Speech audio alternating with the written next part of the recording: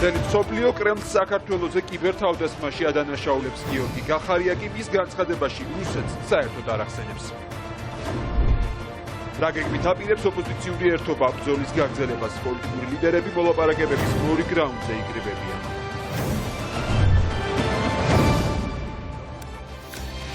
მოგესალმებით, თქვენ უყურებთ მთავარ სამზე, მე მიშა სასიაშვილი ვარ.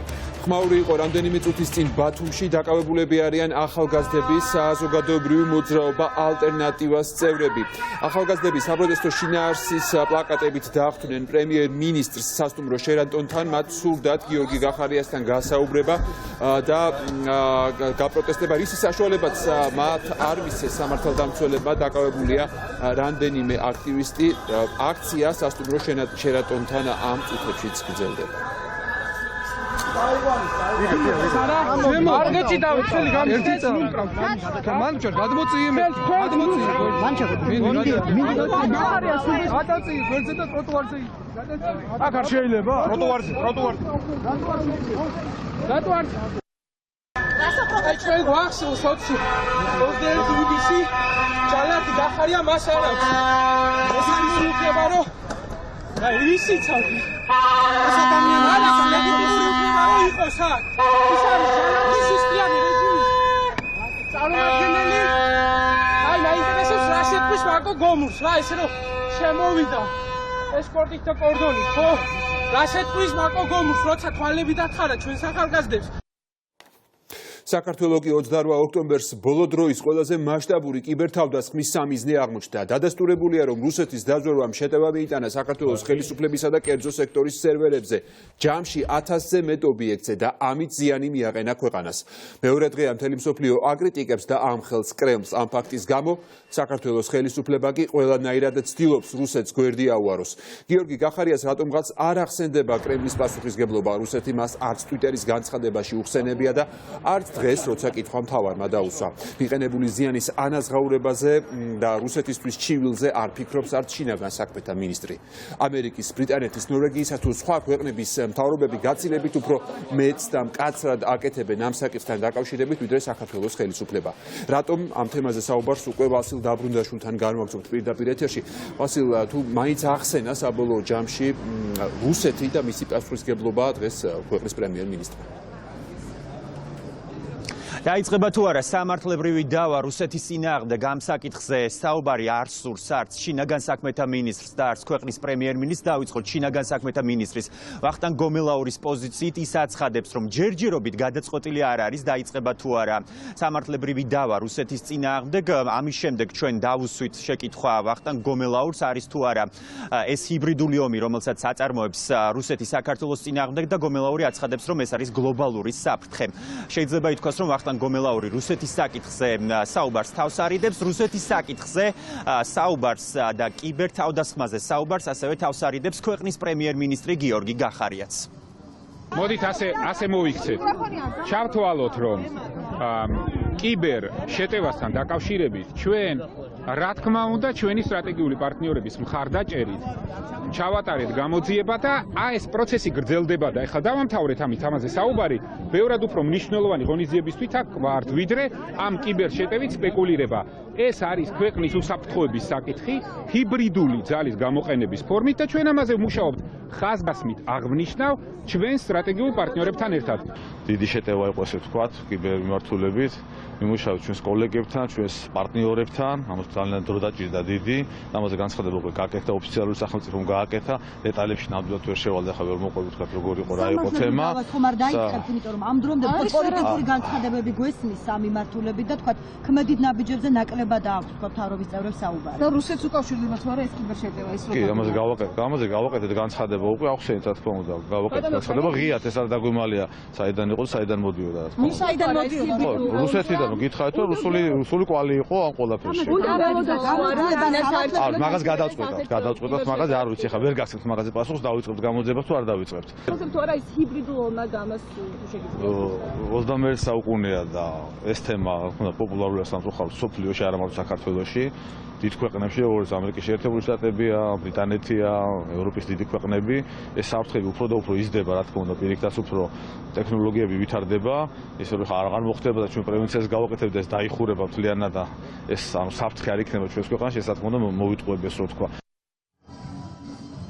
პრემიერ-მინისტრის ამ განცხადების შემდეგ ჩვენ კიბერთავდასხმაზე დამატებითი შეკითხვები დაუსვით პრემიერ-მინისტრ გიორგი გახარიას, მათ შორის ვკითხეთ, რატომ არ ახსენა მის განცხადებაში, რომელიც მან გუშინ ტვიტერზე გამოაქვეყნა რუსეთი, თუმცა გიორგი გახარია აცხადებს, რომ ამ საკითხზე, ანუ კიბერთავდასხმაზე საუბარი უნდა დავასრულოთ. რუსეთი რო არ ვახსენი გუშინ, ზუსტად ასე დაგავალეს ალბათ რომ კითხვა დაგესვა, ხო? მე და შენ ხო მეგობრები ვართ. შეხედე იმხელა რაღაც გაკეთდა, აი ამ ერთობლივი ღონისძიებით და გამოძიებით, საქართველოს და ჩვენ სტრატეგიულ პარტნიორების ერთობლივი ძალისხმევით, რომ საერთოდ დღეს გეტყვით, რომ დიახ, ეს თავდასხმა მომდინარეობდა რუსეთის მხრიდან და აი ამხელა შედეგის, ამხელა ძალისხმევის შემდგომ მსგავსი მიზეზების პოვნა და ამაზე გამოკიდება არ არის ღირსეული. მოდით ასე გავაკეთოთ. ჩვენ პოლიტიკური მიზანშეწონილობიდან და კონკურენციიდან გამომდინარე, ქვეყანას კი ნუ ვებრძვით. ერთმანეთთან შევიდეთ კონკურენციაში და ეხა ეგ კითხვის ფორმულება არის უბრალოდ არაკორექტული. გიორგი გახარია არის რუსეთის კაცი და ის რუსეთზე საუბარს ერიდება. ასეთია ოპოზიციის პოზიცია ამ საკითხთან დაკავშირებით. ოპოზიციაში აცხადებენ, რომ საქართველოს ხელისუფლებამ უნდა დაიწყოს გამოძიება იმ განცხადებებთან დაკავშირებით, რომელიც გავრცელდა და მასშტაბურ კიბერთავდასხმაზე უნდა მოამზადოს შესაბამისი არჩევაც. ბუნებრივია, როდესაც რუსეთზე არის მიდგება ხოლმე საქმე, ჩვენ ხელისუფლებას ყოველთვის მუხლები უკანკალებს და ენა ეჩლიფება, რომ რაიმე ცუდი არ წამოწდეთ რუსეთთან დაკავშირებით, ჩვენ მას მივეჩვიეთ ამ 8 წელს განმავლობაში, უყურებთ, როგორ მიმდინარეობს ყოველდღიურად ბორდერიზაციის პროცესი საოკუპაციო ხაზთან და ეს ამ პოლიტიკის გაგრძელებაა, ბუნებრივია, ვერც გაბედავენ, რომ რუსეთს წინააღმდეგ თუნდაც არჩელი შეიტანონ, იმიტომ რომ დღეს ისინი თვლიან, რომ რუსეთი არის მათი მთავარი პატრონი, ასე თვლის საქართველოს ხელისუფლება და ასე თვლის ბიძინა ივანიშვილი და რა თქმა უნდა, ყოველმხრივ შეეცდება, რომ რაიმე ცუდი არ წამოწდეთ მოსკოვთან მიმართებაში. დღეს ტანკებზე გაცილებით საშიშია კიბერ შეტევა და ის შედეგები, რომელიც ის სწორედ იწვევს ყველაზე მთავარს, რომ ეს სახელმწიფო არ არის დაუცველია და ჩვენ არ შემდგარ სახელმწიფო შეიძლება გამოგაცხადონ იმ შემთხვევაში, თუ ჩვენ მინიმალური კიბერთავდაცვა არ შეგვიძლია, ან არ შეგვიძლია თანამშრომლობა იგივე ბრიტანეთის, ამერიკის და იმ ქვეყნების სამსახურებთან, ჩვენი მეგობრები არიან და რომელსაც შეგვიძლია გაგვიწიონ დახმარება, იმიტომ რომ მართლაც რთულია. რატომ არ აკრიტიკებს პრემიერი ან თუნდაც ჩინაგან საქმეთა მინისტრი ამ კიბერთავდასხმის გამო ღიად და საჯაროდ რუსეთს და რატომ არ უჩივის საქართველოს ხელისუფლება ამ თავდასხმის გამო რუსეთს? ძალიან მარტივი პასუხია, ის რუსეთის კაცია და მას ალბათ გონებაში აქვს, რომ საბოლოოდ წავიდეს რუსეთში და იცხოვროს იქ, სადაც აქვს ბიზნესი, სადაც მისი მენტალობა უფრო ახლოს არის იმ ყოფასთან, რაც რუსეთშია. თუ არ უჩივიან, არის შეცდომა, პირდაპირ მინდა გითხრათ, ჩვენ უნდა უჩივლოთ და უნდა მოვითხოვოთ არა მარტო კომპენსაცია, არამედ პასუხისმგებლობის საკითხი იმ ადამიანების და ამის სისხლის სამართლის პასუხისმგებლობაზეა ლაპარაკი და ნებისმიერ ვარიანტში საქართველოს გენერალურ პროკურორმა უნდა აღძრათ სისხლის სამართლის საქმე საქართველოს სახელმწიფო სტრუქტურებზე თავდასხმასთან დაკავშირებით, რაც და ძებნაზე გამოცხოს ის ადამიანები, ვინც გამოვლენილი არიან, უკვე ისინი გამოვლენილი არიან, ამიტომ მოერიდებიან ამას და თუ მალავენ, ეს არის ძალიან ცუდი ქვეყნის უსაფრთხოებისათვის. პირველი ყველაზე დიდი კიბერშეტევა მოხდა TBC ბანკზე. თქვენ იცით, რომ ჩვენ მივაწოდეთ ყველა მონაცემი იმ დროინდელ ხელმძღვანელობას, შინაგან საქმეთა სამინისტროს, გავიდა თითქმის 2 წელი და არ არის დაძრული ეს გამოძიება. ეს იმაზე მიუთითებს, რომ ხელისუფლება ჩვენი არათუ დაინტერესებულია მსგავსი ფაქტების გამოვლინებაში, არამედ უბრალოდ მას ხელს აფარებს. ის ფაქტი, რომ ჩვენ ამერიკელმა მეგობრებმა და ბრიტანელმა მეგობრებმა დღეს ხმამაღლა თქვეს, თუ საიდან მოდიოდა ეს კიბერშეტევა, ხოდ ამაზე მოვისმინეთ უსუსური განცხადებები იმისა, რომ თურმე ჩვენ ხელისუფლებას და მთავრობას არ გააჩნია იმის საშუალება, რომ ესე ძალიან დიდ კრიმინალურ დანაშაულს აღუდგეს წინ. მასშტაბური კიბერთავდასხმა საქართველოზე განხორციელდა 2019 წლის 28 ოქტომბერს, თუმცა როგორც უკვე გითხარით, ამ დროისთვის არ არის გადაწყვეტილი, გაკეთდება თუ არა რაიმე შესაბამისი საჩივარი რუსეთის წინააღმდეგ, ჯერჯერობით ამის გადაწყვეტილება, როგორც მოისმინეთ, საქართველოს ხელისუფლებაში მიღებული არ არის. ვასილ დაბრუნდაშვილი საუბრობდა პირდაპირ ეთერში. და როგორ აპირებს ოპოზიცია პოლიტიკური ბრძოლის გაგრძელებას, რა ცვლილებებს შეიტანს მათ გეგმებში ვანო მერაბიშვილის გათავისუფლება და შეუერთდება თუ არა ოპოზიციური ერთობას საქართველოს მეოთხე პრეზიდენტი. ამ კითხვებზე პასუხი მოლაპარაკებების შემდეგმა რაუნდმა უნდა გასცეს. ამ წუთებში ოპოზიციის ლიდერები უკვე შეიკრიბნენ ლეიბორისტული პარტიის ოფისში. ეს არის პირველი მოლაპარაკებები მას შემდეგ, რაც ცნობილი გახდა, რომ ერთობაში შემავალი ცალკეული სუბიექტები ხელისუფლების წარმომადგენლებს ინდივიდუალურადაც ხვდებოდნენ. ნინო სამყურაშვილი ჩაგურთვება ახლა პირდაპირ ეთერში ამ თემით. ნინო, რა განწყობით მოდიან შეხვედრაზე პოლიტიკოსები და რა არის დღევანდელი კონსულტაციების მთავარი თემა? კონსულტაციების მთავარი თემა დღეს არის ის 4 აპრილის აქცია, რომელიც უკვე დაანონსებულია, რაც შეეხება იმას, რომ ინდივიდუალური მოლაპარაკებები მიმდინარეობდა ამ ხნის განმავლობაში მმართველი პარტიის მხრიდან. ყოველ შემთხვევაში ამის მცდელობა იყო და გირჩის წარმომადგენლები იმყოფებოდნენ არჩილ თალაკვაძესთან. დღეს განცხადება გაკეთდა თავად ოპოზიციონერების მხრიდან, რომ არჩილ თალაკვაძესთან აი ამ შეხვედრამ და ოპოზიციის მცდელობამ, რომ რაიმე შეეცვალა, ვერაფერი რეალურად ვერ შეცვალა და ბიძინა ივანიშვილმა ვერ მოახერხა ის, რომ ეს მოლაპარაკებები ჩაეშალა, ოპოზიციური ერთობა დაერღვია. შესაბამისად, დღეს ოპოზიციონერები ამბობენ, რომ მოლაპარაკებები სხვადასხვა საკითხებზე, რაზეც მიდიოდა, მსჯელობა ამაზე გაგრძელდება. მათ შორის გაგრძელდება საერთო მაჟორიტარ კანდიდატებზე, ისინი ამბობენ, რომ თბილისთან დაკავშირებით ამ დროისთვის შეთანხმება არის მიღწეული. რაც შეეხება დიპლომატების ჩართულობას და დიალოგს დიპლომატების მონაწილეობით, ისინი ამბობენ, რომ ახლა დიალოგი ვერანაირად ვერ გაგრძელდება იმ პირობებში, როდესაც არიან ქვეყანაში პოლიტპატიმრები, როდესაც პოლიტიკური რეპრესიები აქტიურად მიმდინარეობს. თავაზებაზე ჩვენ დიდი ხნის წინ თქვი თუ არის, რასაც ქვია 150-ზე, ახლა გასაგებია ბიძინა ივანიშვილის გეგმა, მისი ამოცანა არის, ახლა ოპოზიციაში შეიტანოს გარკვეული დისონანსი, იმოქმედოს დაშალე და იბატონე ამ გეგმით, მაგრამ ჩვენი გეგმა გვაქვს და ეს გეგმა არის ის, რომ ძალა ერთობაშია. ამ ერთობაში ნამდვილად ვერ შეიტანოს ვერანაირ განხეთქილებას, შეთანხმება იქნება საერთო, ანუ ყველა ოპოზიციური პარტია, რომელიც აქ არის წარმოდგენილი, გადაწყვეტს საერთოდ, როგორ მოქმედებდა, რას ვაკეთებთ, ასე რომ ის 150-ზე დაждდნენ და უმრავლესობაში თავად ისაუბრონ ამ თემაზე. ვინცაც არის მოლაპარაკებაში ინდივიდუალურად, ის არც მალავს. მე პრობლემას არ ვხედავ იმაში, რომ ინდივიდუალურად მიდის ლაპარაკი, რატომ გეტყვით? იმიტომ რომ ყველა საკითხი მოდის ამ მაგიდასთან, აქ ხდება განხილვა. მთავარი ჩვენი პარტნიორების მოთხოვნა, რომ მოხდეს კონსენსუსის მიღწევა. ეს უნდა გაითვალისწინოს ხელისუფლებამ. ხელისუფლების პოზიციაზეა დამოკიდებული, შედგება თუ არა კონსენსუსი. ჩვენ აქ ყველა კონსენსუსის რეჟიმში ვართ, რაც შეეხება ცვლილებებს საარჩევნო სისტემასთან დაკავშირებით. ვინც ინდივიდუალურად შეხვდა, მაგალითად გირჩი, მე დავაყენებ საკითხს, რომ მათგან მოვისვინო თუ რაზე იყო საუბარი, ხო? არა ტელევიზიით, არამედ პირდაპირ აქ. და ეგებ რაღაც ისეთი პაკეტია, რომელსაც 150-ზე პროპორციულად თმობენ, ხო? არ ვიცი.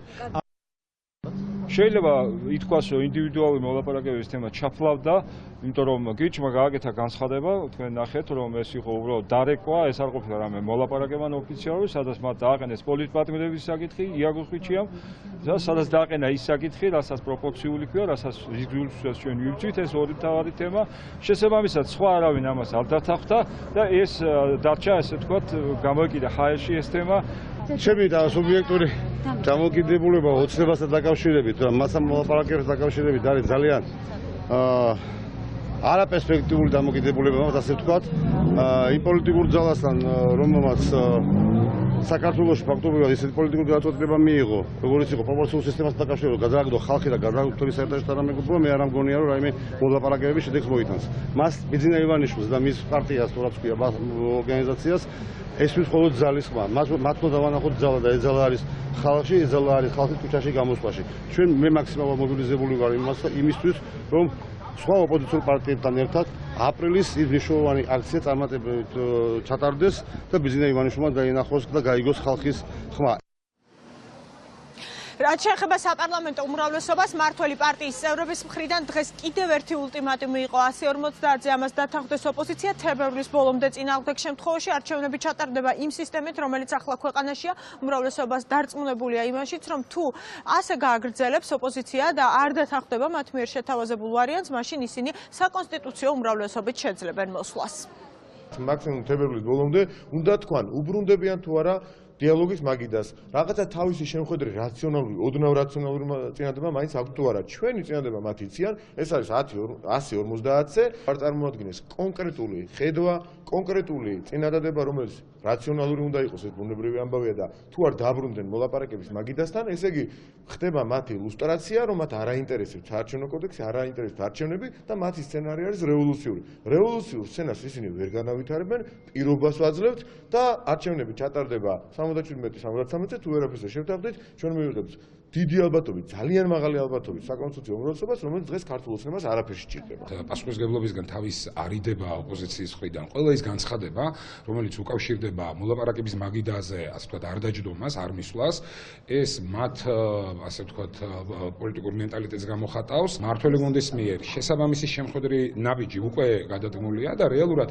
გარკვეული პასუხის მოლოდინში ვართ ჩვენ. რეალურად რესურსი იმის, რომ გარკვეული შეთანხმება შედგეს არსებობს, ამაზე საარჩევნო კანონმდებლობაზე მუშაობა ეს ერთგვარი პერმანენტული პროცესია, სადაც ასევე ადგილი აქვს შესაბამის ინდივიდუალურ შეხვედრებს, ასე რომ დაველოდოთ, ნუ გავუსწრებთ მოვლენებს. შეთავაზება, რომელიც ჩვენი გუნდის მიერ იქნა გაკეთებული, ეს არის 150-ზე. ვფიქრობთ, რომ არის კომპრომისული და მნიშვნელოვანია დიალოგი გაიმართოს ამ მოდელის ირგვლივ, თუმცა ცხადია, ეს არ არის სამხრივი პროცესი და თუ ოპოზიცია გაემიჯნება ამ შეთავაზებას და გულისხმობ ნაციონალურ მოძრაობას, ის თამაშგარე სიტუაციაში აღმოჩნდება.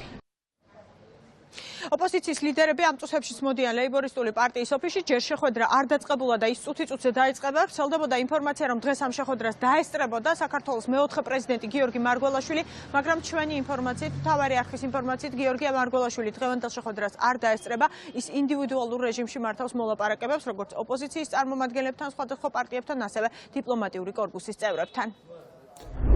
ნინო სამყურაშვილი საუბრობდა მიმდინარე მოლაპარაკებების შესახებ.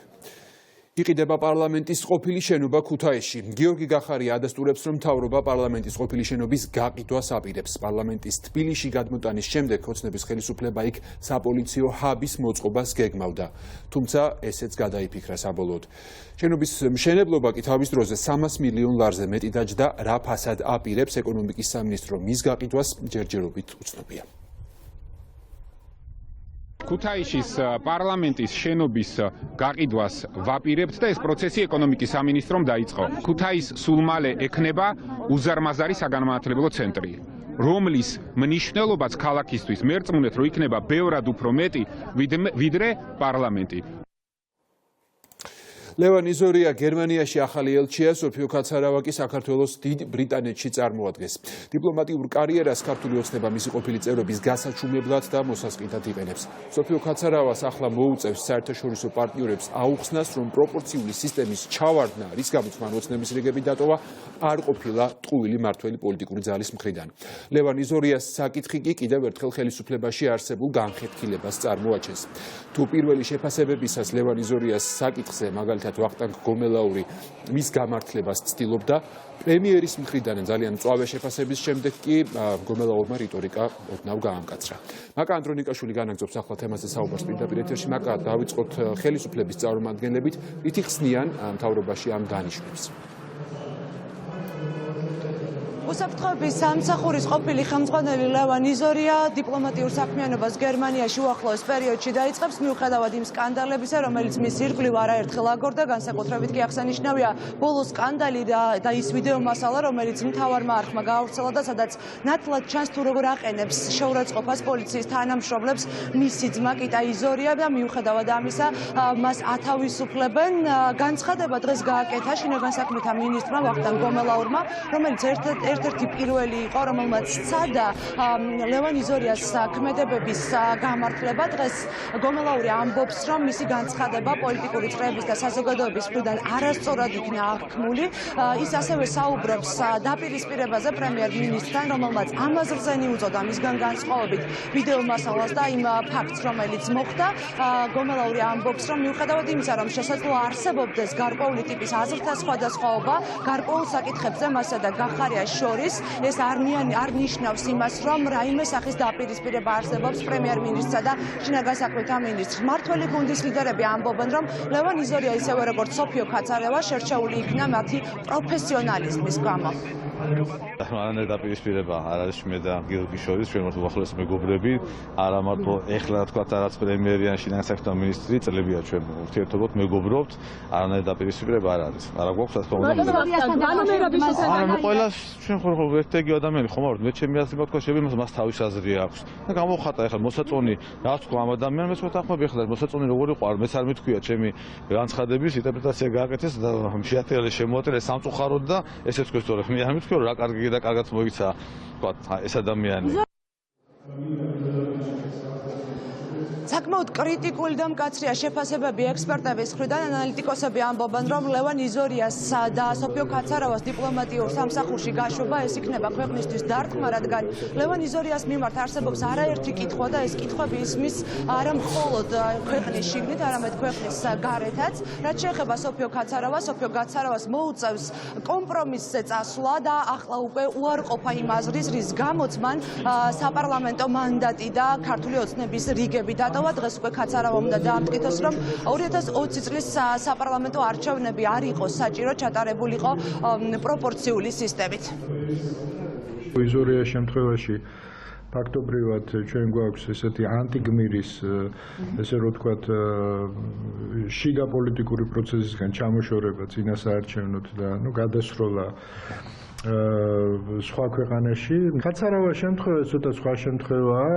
მას ხელისუფლებამ დაუფასა ალბათ ის, რომ ხმამაღალი პოლიტიკური განცხადებები არ გაუკეთებია, წყნარად წავიდა, არც დეპუტატის მანდატს ჩაბღაუჭებია და პარლამენტიც დატოვა და აი ეს ლოიალობა და ჩუმი სამზარეულოს პროტესტი დაუფასეს. ქაცარავაზე კიდე შეიძლება ითქვას, რომ ადამიანს გამოცდილება აქვს საგარეო პოლიტიკაში მუშაობის და შეიძლება მისი წასვლა აღიქვას, როგორც ვთქვათ, არ იქნება ზარალი საგარეო პოლიტიკის გათვალისწინებით, რაც არის, მაგრამ იზორიას რომელსაც არც ერთი დღე არ აქვს ნამუშევარი დიპლომატიურ სამსახურში და ძალიან გაუჭირდება, ასე ვთქვათ, არც გერმანიასთან ქონია განსაკუთრებული რამე ურთიერთობები ბოლო წლებია, ძალიან რთულია აღიქვას, დააზარალებს ისედაც საკმაოდ სუსტ პოზიციებს საქართველოს ასე ევროპაში, მაგრამ თავიდან ბოლომდე ჯდება იმ პოლიტიკის, ასე ვთქვათ, ღერძზე, რომელიც ბიზნესმენის რუსეთი არ გაუბრალოს და ამიტომ ზედმეტად არ გამოჩნდება. და საქართველოში ელჩობა, მინისტრობა რაღაც არის ბიზნეს პირადი, ასე ვთქვათ, სურვილები. არ ჩათვალა მამამ მარჩენელმა საჭიროდ რომ გაეწირა. სხვა რაციონალური მიზეზი ამას არ აქვს. ერთ-ერთი რაციონალი, ერთ-ერთი ლოგიკა, ერთ-ერთი, ასე ვთქვათ, კრიტერიუმი ამ ყველაფრის უკან არის ბიზნესმენის ნება-სურვილი.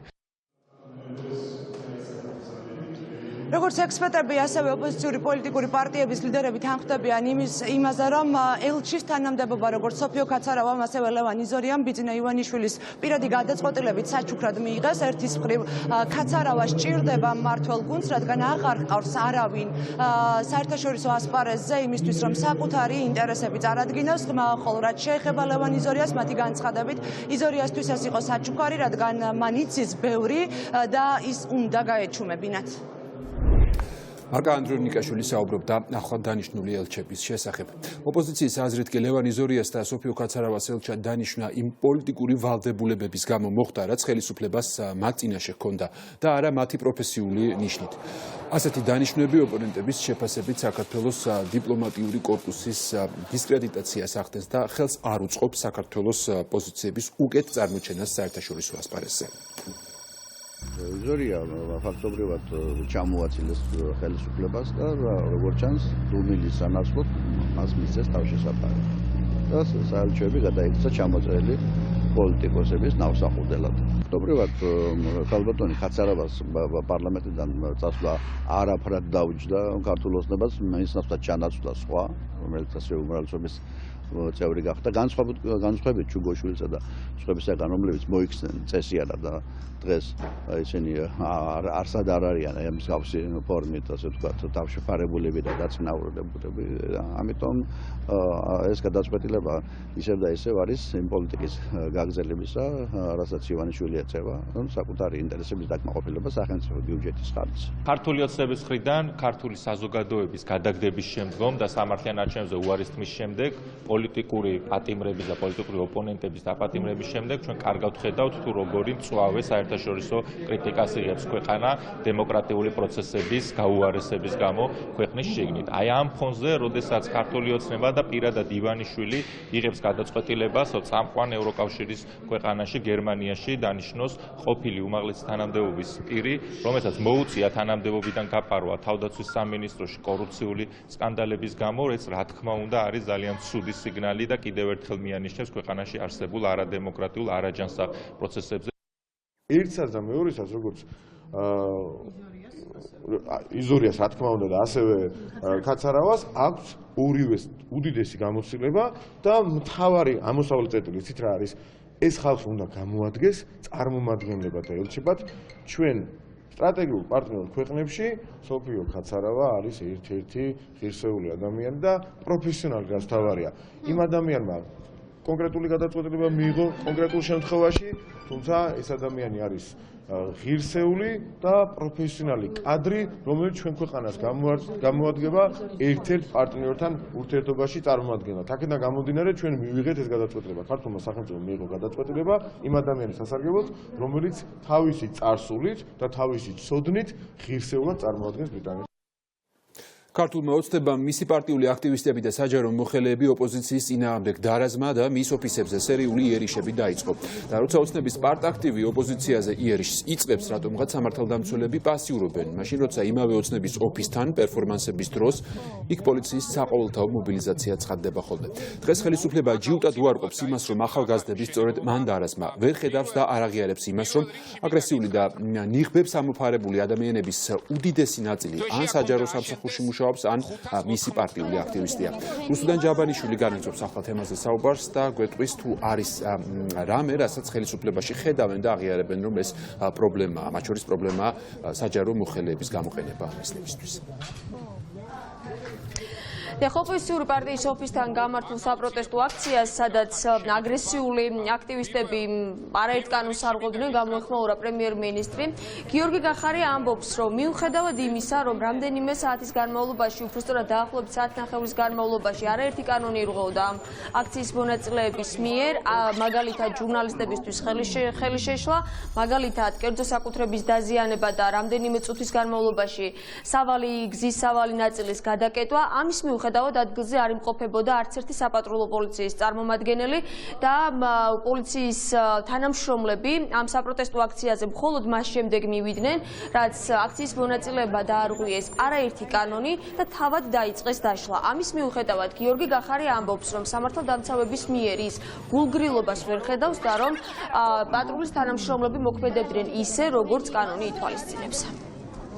ყველა ის შემთხვევა, როდესაც ფიქსირდება სამართლებრივად დანაშაული. არანაირი მნიშვნელობა არ უნდა კონდეს, ვინ რომელი პარტიული ჯარის წარმომადგენელია, პოლიციამ უნდა იმოქმედოს და იმოქმედებს კიდევაც და დარწმუნებული ვარ, რომ მოქმედებ.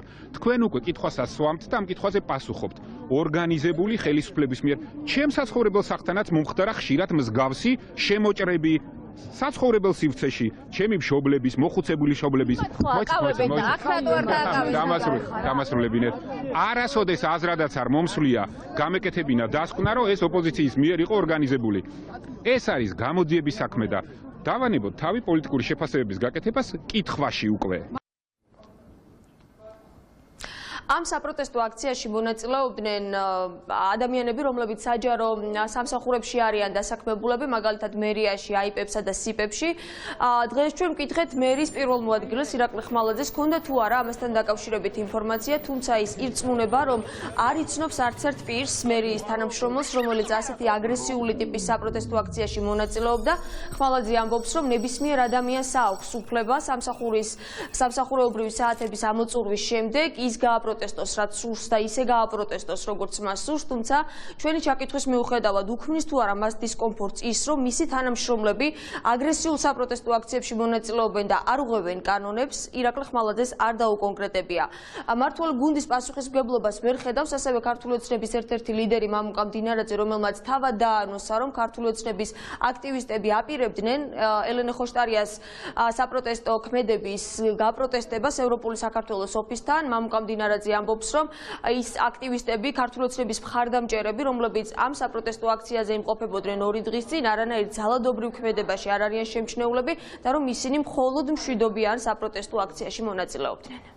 დაგიდასტურებს, რომ მე იქ ვნახე ტელევიზიის მეშვეობით მათ შორის ქართული ოცნების ახალგაზრდული ფრთის წარმომადგენლებიც ამას ნამდვილად არ დავმალავ, იმიტომ რომ მათ აქვთ გაპროტესტების უფლება და ერთი შემიძლია დაგიდასტუროთ, რომ ქართული ოცნების დაორგანიზებული არ ყოფილა, თორემ ქართული ოცნების ახალგაზრდული ფრთის წარმომადგენლები საკმაოდ შევნიშნენ, თუმცა შემდეგ მოკითხვის შემდეგ შემიძლია ის დაგიდასტუროთ, რომ გაცილებით მეტი იყვნენ ადამიანები, რომლებსაც საერთოდ არ აქვს შეხება ქართულ ოცნებასთან. პარტაქტივი არის თუ არა დასაქმებული საჯარო სამსახურებში, მათ შორის მერიაში? თქვენ თუ გინდათ, რომ პარტიული აქტივიდან არც ერთი ადამიანი საჯარო სექტორში არ იყოს დასაქმებული, ვერაფრით ვერ დავდებ მაგ პირობას. მერიაში მუშაობენ ადამიანები, რომლებიც სამსახურს იწყებენ იმ პროცედურის მიხედვით, რომელიც არის გათვალისწინებული კანონმდებლობით, მათ შორის საკვალიფიკაციო, მათი გამოცდილება და კომპეტენცია და ასრულებენ თავის სამსახურებრივ მოვალეობას. სამსახურის გარეთ არა, უკაცრავად თუ დამასრულებინებთ გეტყვის სამსახურის შემდეგ ადამიანი თავის პოზიციას როგორ გამოხატავს, ეს არ არის არც მერიის ნაწილი, არც სამსახურის ნაწილი და ამაზე არც კომენტარის გაკეთებას ვაპირებ და ჩემი მოსაზრებაც ჯობია ალბათ ჩემთან დარჩეს, იმიტომ რომ ამას დიდი მნიშვნელობა არ აქვს. მიუხედავად ამ განცხადებებისა, ჩვენ გვახსოვს მაგალითად ქართული ოცნების ოფისთან გამართული საპროტესტო აქციები, როდესაც ვთქვათ საღამოს დაანონსებული საპროტესტო აქციის გამო დილიდანვე ხდებოდა ხოლმე საპატრულო პოლიციის თანამშრომლების მობილიზება და ადგილზე წესრიგის უზრუნველყოფა, რატომღაც იგივე მეთოდს საპატრულო პოლიციის თანამშრომლები, როგორც ჩანს, ოპოზიციურ პარტიების ოფისებთან მიმართებაში არ იყენებენ. ეს რუსუდან ჯაბანიშვილი იყო. სამოქალაქო აქტივისტები ასრულებენ გადამწყვეტ როლს ქართული დემოკრატიის განვითარებაში. ეს გზავნილი გადასცა ახალგაზრდული ორგანიზაციების წარმომადგენლებს თბილისში მყოფმა კრის სოჩამ. სოჩა სენატის საგარეო კომიტეტის აპარატის უფროსია. ახალგაზრდებთან შეხვედრამდე ის ხელისუფლებისა და ოპოზიციის წარმომადგენლებს შეხვდა. სამოქალაქო აქტივისტების თქმით, სენატის წარმომადგენელი ზედმიწევნით გარკვეულია საქართველოში შექმნილი პოლიტიკური ვითარების შესახებ.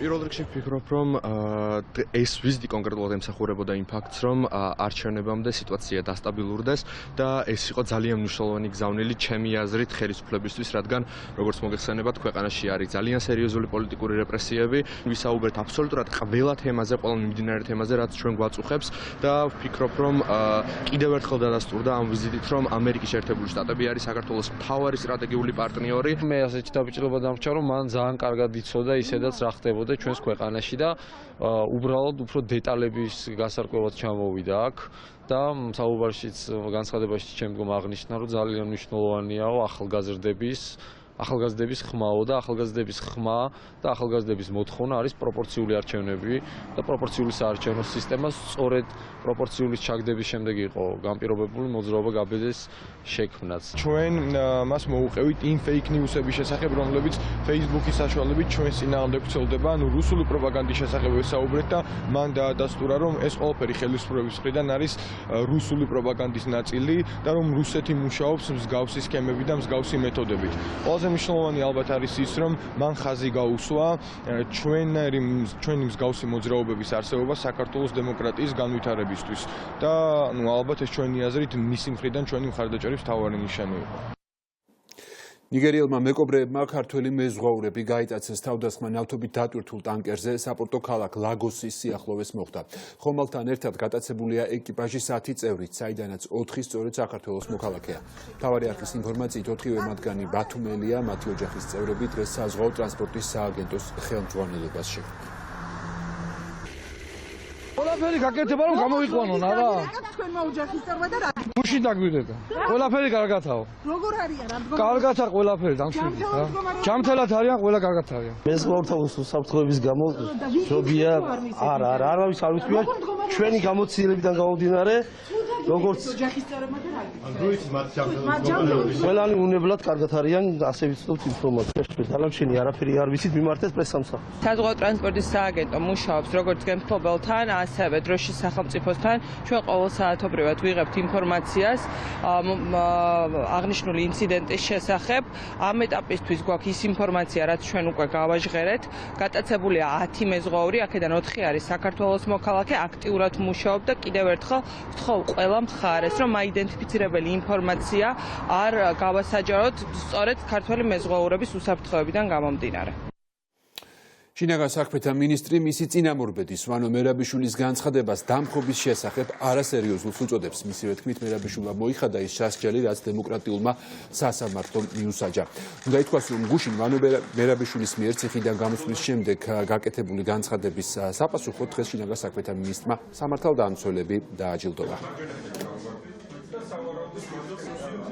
ვანო მერაბიშვილმა მოიხადა თავის სასჯელი, რაც მიუსაჯა სასამართლომ. დემოკრატიულმა სასამართლომ ჩვენის ქვეყნის და გამოვიდა. მეტი მე არ დავიწყებ შაუბას ვანო მერაბიშვილზე თქვა, რა თქვა, როგორ თქვა, რა არ თქვა. ამაზე ბევრი განმარტებები გაკეთა ხელისუფლების მხრიდანაც, როგორც აღმასრულებლის, ასევე საკანონმდებლო წარმომადგენლების მხრიდანაც, პარლამენტარების მხრიდანაც და დეტალებში თვითონაც გააკეთა ბევრი განცხადებები. დიდი არასერიოზული. თუმცა ვანო მერაბიშვილის თანაგუნდელები ადამიანები ხელისუფლებაში არიან, ბატონო. იქ რაც ხდებოდა გვახსოვს, მაგრამ აბრძანება გასცადა, რაღაც ეს სხვა თემაა. მე რომ ბრძანებას გავცეთ, თქვა უკანონოს, მე უნდა დავისაჯო. არა თქვა თქვენ რო დგეხართ აქ და ყველა თქვენთან განდიდა. შეასრულა რამე ხოჯევანიშვილმა? თქვენ დაზუსტებით იცით რომ არ შეასრულა? დაზუსტებით ვიცით, რა თქმა უნდა, რო არ ვიცოდეთ, მე მგონი ახლა უშუალოდ არ იმუშავებდა. ციხიდან ახლად გამოსული ვანო მერაბიშვილი კი დღეს სამცხეში ჩავიდა და რაბათის ციხე მოინახულა. მერაბიშვილის თქმით, ეს პროექტი მისი მესამე შვილია. რაბათის ციხის რეაბილიტაციისას ის პრემიერ-მინისტრის და შინაგან საქმეთა მინისტრის პოსტებს იკავებდა. ახალ ციხეში მერაბიშვილს მისი მეგობრები და მხარდამჭერები დახვდა.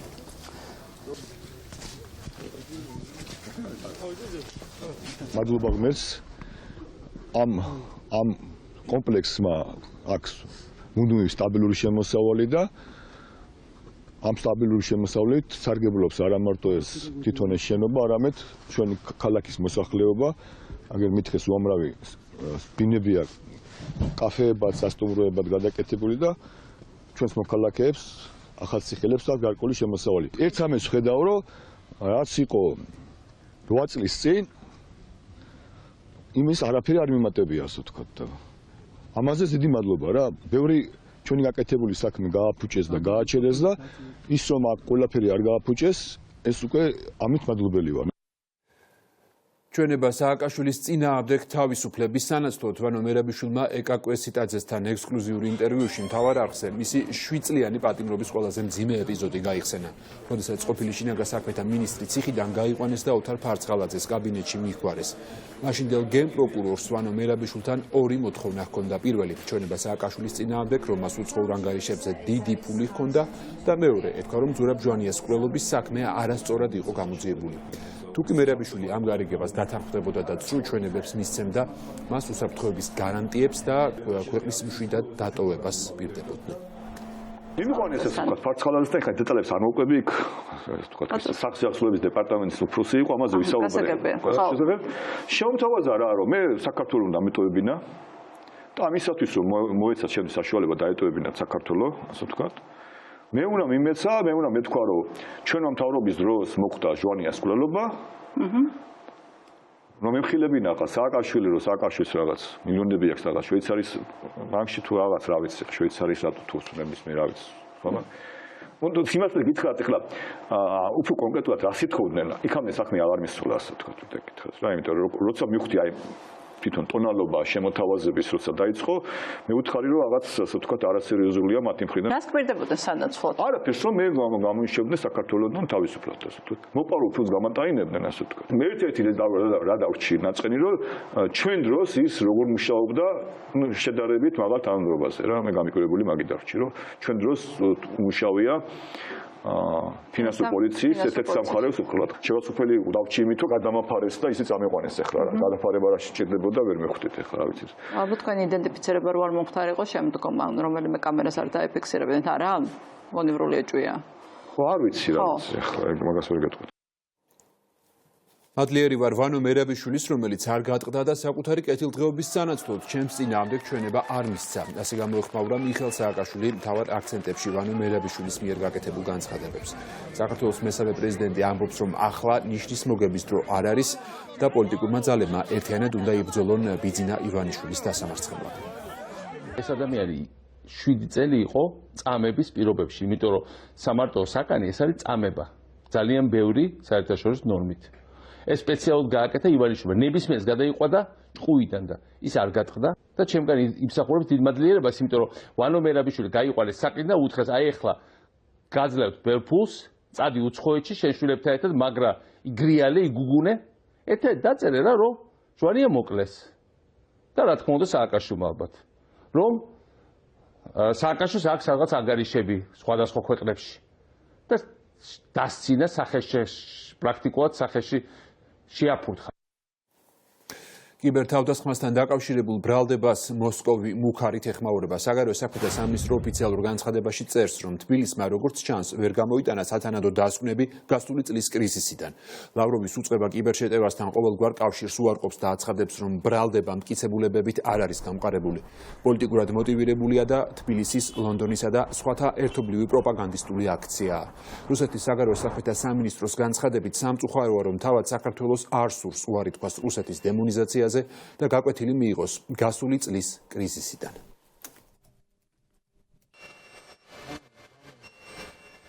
პენტაგონი საქართველოს მხარდაჭერას განაგრძობს და რუსეთს ქვეყანაში მავნე ქმედებების შეწყვეტისკენ მოუწოდებს, ამბობს ამერიკის ხმასთან ინტერვიუში შეერთებული შტატების თავდაცვის დეპარტამენტის წარმომადგენელი ვიცე-პოლკოვნიკი გლისონი. საგანგებო განცხადებას ავრცელებს ნორვეგიის საგარეო საქმეთა სამინისტროც. საქართველოში კიბეროპერაციების გამო შეშფოთებას ვიზიარებთ. აუცილებელია პასუხისმგებლობის მქონე სახელმწიფოს ქცევის ნორმების, წესებისა და პრინციპების პატივისცემა, წერია განცხადებაში. მომხდარს აფასებენ ნიდერლანდების სამეფოში საგარეო საქმეთა სამინისტრო იზიარებს საერთაშორისო პარტნიორების შეფასებას 2019 წლის 28 ოქტომბრის მასშტაბური კიბერთავდასხმის გამო, რომელიც კრემლიდან იყო მართული. განცხადებები გააკეთეს ასევე ამერიკის შეერთებული შტატებისა და გაერთიანებული სამეფოს წარმომადგენლობებმა. რუსული დაზვერვის საქართველოზე განხორციელებულ კიბერთავდასხმას მაიკ კარპინტერიც აფასებს ტვიტერის საკუთარ გვერდზე და მომხდარს საერთაშორისო ნორმების უხეშ დარღვევად მიიჩნევს. რუსეთის მიერ სხვა ქვეყნების არჩევნებში ჩარევის მთავარი ხერხი კიბერშეტევა, დეზინფორმაცია და შავი ფულია, წერს ამერიკელი პოლიტოლოგი. რუსეთის მიერ 2019 წელს განხორციელებულ კიბერშეტევას სტატიებს უძღვნიან გავლენიანი გამოცემები მსოფლიოში. ვაშინგტონ პოსტი წერს, რომ 28 ოქტომბერს გაითიშა ათასობით სამთავრობო და კერძო ვებგვერდი და შეწყდა კომპანიების მაუწყებლობა, რაც საერთაშორისო ნორმების დარღვევაა.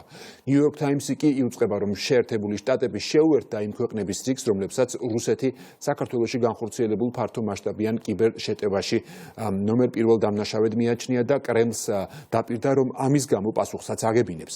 ბრიტანული გამოცემა ტელეგრაფის ინფორმაციით კი საქართველომ მისთვის ჩვეული ნაბიჯი გადადგა და საჯაროდ დაადანაშაულა რუსეთი ამ შეტევაში. მას მხარი დაუჭირეს გაერთიანებულმა სამეფომ და შეერთებულმა შტატებმა. დავით სარალიძის განზრახ ჯგუფურად მკვლელობაში ბრალდებულის მიხეილ კალანდიას საქმის განხილვა საქალაქო სასამართლოში დასკვნით ფაზაში გადადის. დღეს მხარეები თავისი შემაჯამებელი სიტყვებით გამოვლენ, არსებული ინფორმაციით ბოლო სიტყვა-სიტყვის თავად ბრალდებულიც. მისი ადვოკატი კი გამამართლებელი განაჩენის მოლოდინშია, განაჩენი კი მოსამართლემ შესაძლოა ამ საქმეზე დღესვე გამოაცხადოს. მე მოვიდა გამამართლებელი განაჩენის პროექტს, რომელთაც მოსამართლემ უნდა გაათავისუფლოს ობიექტურად მიდგომის შემთხვევაში კალანდია პატიმრობიდან, რამე თუ მის მიმართ შეთქმულია საქმე თავიდან და ბოლომდე. იმ შემთხვევაში თუ მოსამართლე მიიღებს პოლიტიკური დაპირისპირებისგან იქნება თავისუფალი აუცილებლად გამამართლებელი განაჩენს დააყენებს, მაგრამ თუ ეს იქნება ისევ პოლიტიკური კონიუნქტურებიდან ზეწოლის შედეგად განხორციელებული გადაწყვეტილება, ასეთ შემთხვევაში მიიღებს წმინდა პოლიტიკურ გადაწყვეტილებას, ანუ დირექტივას, რაც აქვს საქართველოს დროებით საპარლამენტო კომისიიდან მიღებული გენერალურ პროკურატურას და შესაძლოა აქაც აღმოჩნდეს. მე ძალიან ბევრი კითხვის ნიშანი მაქვს ამ პროცესებთან დაკავშირებით, თუნდაც მიხეილ კალანდიას ქმედებებთან დაკავშირებით და ნამდვილად არ გახლავთ ჩვენი პოზიცია ის, რომ უნდა განთავისუფლდეს ხმამათა დარბაზიდან. დაზრალულ მხარეზე ზაზა სარალიძეზე მიმდინარეობს უბინძურესი ცილისწამებები და მე კიდევ ერთხელ ვიმეორებ, თუ კიდევ ერთხელ ვინმე გააკეთებს იმგვარ კომენტარს, მას რომ რაიმე გარკვეული თანხა აქვს მიღებული თავისი შვილის გაყიდვაში, მას მოუწევს ამ სიტყვების დადასტურება. აუცილებლად მოვა დრო, როდესაც რომელსაც მას ამ სიტყვებზე პასუხისმგებლობა აუცილებლად მოუწევს. ჩვენს მიერ წარმოდგენილ სიცხლის სამართლის საქმეში მოიპოვება ურთიერთშეთავსება და დამაჯერებელი მტკიცებულებათა ერთობლიობა, რომლებიც ვფიქრობთ, რომ მგონივრული სტანდარტით დაადასტურებენ მოკლეს ბრალეულობას, სწორედ ასე ვთქვით ჩვენ დასკვნის სიტყვაშიც და შესაბამისად აღნიშნულ პოზიციაზე ვართ დღესაც. გაზეთი კომუნისტი და საბჭოთა კავშირის დროინდელი მედლები აჭარის ტელევიზიის წინ. ბათუმში მოძრაობა გაბედეს წევრებმა დღეს აქცია მოაწყვეს და ტელევიზიის მენეჯმენტთან შეხვედრას ითხოვდნენ. მოძრაობის წევრები ამბობენ, რომ კომუნიზმში იმყოფებიან ტელევიზიის დირექტორი და ასევე მრჩეველთა საბჭო და ეს სიმბოლოებიც მათ ეკუთვნით, რადგან მხოლოდ ერთ პარტიას ქართულ ოცნებას ემსახურება.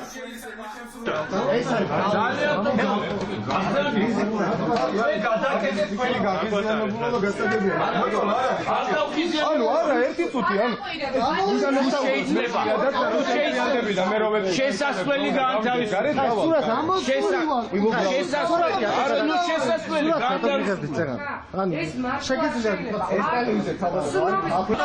დავტოვოთ ეს შესასვლელი, დავტოვოთ და პერფორმანსები ბატონ.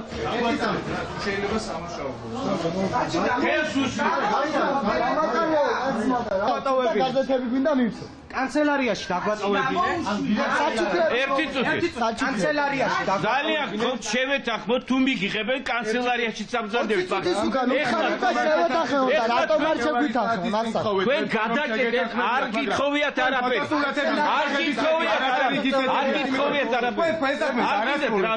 მე ნუ მიპირისპირდებით თქმა მაგერი. სახელმწიფო არის ხალხი, ამიტომ სრული უფლება გვაქვს ჩვენ რომ ამ ტელევიზიაში შევიდეთ, თუმცა აი ხედავთ რომ დაცვა არ გვიშვებს შიგნით, ჩვენ გვინდოდა უბრალოდ შვიდობიანად შევსულიყავით, გადაგვეცა პოლიციაბჭოს წევრებისთვის და დირექტორისთვის მედლები და გაზეთი კომუნისტი. მედლები უნდა გადაგვეცა იმისთვის, რომ ისინი ერთგულები არიან უბრალოდ ქართული ოცნების და ერთი პარტიის დავალებას ასრულებენ, მხოლოდ მაშინ, როდესაც უნდა შეასრულონ ხალხის დავალება. ტექნიკური ინსპექტირების რეფორმის ჩავარდნას პროგნოზირებს საქართველოს ტრანსპორტისა და გზების ასოციაცია. დავით მესხიშვილის თქმით, ალდაგის შვილობილი კომპანია Greenway პრივილეგიებით სარგებლობს და არასრულებს ეკონომიკის სამინისტროს დაპირებას გეოგრაფიული ხელმისაწვდომობის შესახებ.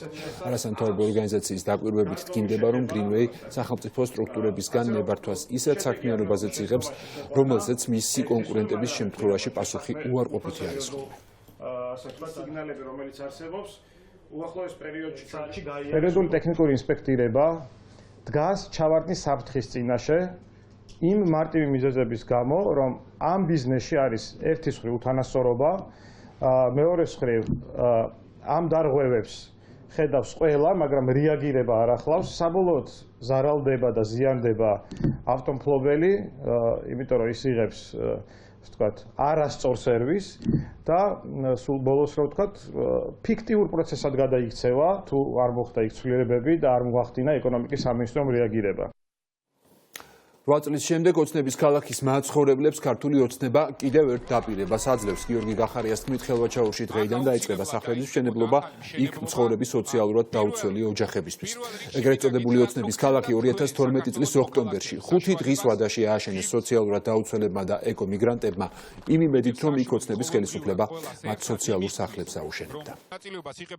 გამოვნახეთ ბიუჯეტში 38 მილიონი, რომელიც იქნება მიმართული იმისთვის, რომ კიდევ ერთხელ მინდა ყველამ ერთმანეთს რო დავპირდეთ, რომ წელიწადში და 6 თვეში და ეს კარგად უნდა ესმოდეს მშენებელ კომპანიასაც.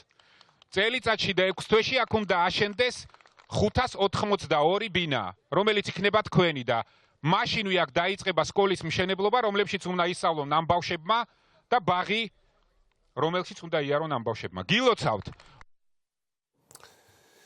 დღეიდან სააპელაციო სასამართლომ ბავშვთა სამყაროს ხანძრით დაზარალებულების საქმის შესწავლა დაიწყო. მეორე ინსტანციის სასამართლომ უნდა იმსჯელოს, რამდენად კანონიერი იყო საქალაქო სასამართლოს გადაწყვეტილება, რომლის მიხედვით ბავშვთა სამყაროს შენობის მფლობელის მიმართ გამამართლებელი განაჩენი იქნა გამოტანილი. ეს მხარეები შესავალი სიტყვებით წარსდგნენ. მომდევნო სასამართლოს ხდომა კი ამ საქმეზე 20 მარტს გაიმართება. რუსეთის დუმის მიერ დამტკიცებული რეგლამენტის არ შესრულებას ედავებოდნენ გამართლებულებს და რუსეთის ოკუპანტის კანონმდებლობის შეუსრულებლობის გამო უნდათ მათი გასამართლება და მათი მიმართ გამომტყუნებელი განაჩენის გამოტანა, რაც ბუნებრივია, აბსოლუტურად კანონიერად მოსამართლემ არ გააკეთა და მიიღო ერთადერთი და სწორი და კანონიერი გადაწყვეტილება. ეს იყო გამომართლებელი განაჩენი. ეს სიბინძურე კიდევ ერთხელ ეს არის ივანიშვილის მიერ გარიგება როგორც მაჭავარიასთან და სასამართლოზე დავალება მურუსიძე ჩინჩალაძის სასამართლოს, რომ მაჭავარიას მიმართ დაეყენებიათ გამამართლებელი განაჩენი, რომ მამაცაშვილის ხელით ივანიშვილმა ააშენოს კარფური ბავშვთა სამყაროს მიწაზე. არ მოვეშვები ცოცხალი თავით ამაც. არაფრით არ მოვეშვები, არ ვაპატიებ ჩემი 3 წლის, აი ასე რო გამაცამტვერეს და რომ მათხოვარი რო გამხადეს ჩემ ბავშვებს, ლარი რო არ შემიძლია რომ მივცე, არ ვაპატიებ არც ერთ ხელისუფლებას ამას. შოთაძესთან დავждები იქ. ან მაგი იქნება და ან მოძრაობა ბალელოს ახალი ოფისი ამჯერად ვაკეში, როგორც პოლიტიკური მოძრაობის წარმომადგენლები ამბობენ, დედაქალაქის ცენტრალურ ნაწილში მთავარ გამოწვევათა პრობლემად ინტენსიური მშენებლობები რჩება. პოლიტიკური გაერთიანება ლელო აგზელებს ოფისების გახსნას, მათ შორის თბილისში ძალიან სწრაფი ტემპით ვითარდებით. გლდანის შემდგომ ეხლა ვაკეში იხსნება ოფისი, რომელსაც აქვს ჩვენთვის ძალიან დიდი მნიშვნელობა, იმიტომ რომ ვაკე ყოველთვის იყო გამორჩეული თავისი კრიტიკულობით და ვაკის მოსახლეობა ყოველთვის იყო ავანგარდში ცვლილებების, რომელიც ქვეყანას სჭირდებოდა ყველა ქვეყნის განვითარების ყველა მნიშვნელოვან ეტაპზე. ეხლა ჩვენ ვართ სწორედ ამ უმნიშვნელოვანეს ეტაპზე ქვეყნის განვითარების და შესაბამისად ვაკის მოსახლეობა მიიღებს ამაში სრულიად დარწმუნებული ვარ გადამწყვეტ ერთ-ერთ ძალიან მნიშვნელოვან შენატას და კონტრიბუციას იმისათვის, რომ ქვეყანაში და თბილისში შეიცვალოს ვითარება უკეთესობისაკენ. უკრაინის ქალაქ ნოვოსანჟარში ავტობუსს, რომელსაც ჩინეთიდან ევაკუირებული ადამიანები კარანტინში გადაჰყავდა, მომიტინგეები დაესხნენ თავს. ინციდენტი ქალაქის მთავარ საავადმყოფოსთან მოხდა, რა დროსაც 9 სამართალდამცველი და აქციის ერთი მონაწილე დაშავდა. ცნობილი ხდება, რომ მოსახლეობის აგრესიის საპასუხოდ უკრაინის ჯანდაცვის მინისტრი ზორიანა სკალტესკა სოლიდარობის ნიშნად კარანტინში მყოფ მოქალაქეებს შეუერთდა და მის დასრულებამდე მათთან ერთად დარჩება. ჩინეთში კი კორონავირუსით დაუყულთა რაოდენობა უკვე 2250-მდე არის გაზრდილი. საფრანგეთი და გერმანია რუსეთის პრეზიდენტს სირიაში სამხედრო მოქმედებების შეჩერებისკენ მოუწოდებენ. ანგელა მერკელი და ემანუელ მაკრონი კრემლის ლიდერთან ერთობლივი სატელეფონო საუბრისას ისაუბრეს ამ საკითხზე. თურქეთის საგარეო საქმეთა მინისტრმა რუსეთის სირიასთან დაპირისპირებაში გვერდზე გადადგომა მოსთხოვა, თუმცა კრემლის გადაწყვეტილება ჯერჯერობით უცნობია. სირიაში კი სიტუაცია ისევ დაძაბული რჩება. ბაშარ ასადის და კრემლის მიერ მხარდაჭერილი სამხედროები თურქულ არმიას მათ შორის ორმხრივი სროლებით და საჰაერო იერიშებით უტევენ. ასეთი იყო ახალი ამბები ამ დროისთვის. ჩვენ პირდაპირ ეთერში უკვე საღამოს 6 საათზე დავბრუნდებით.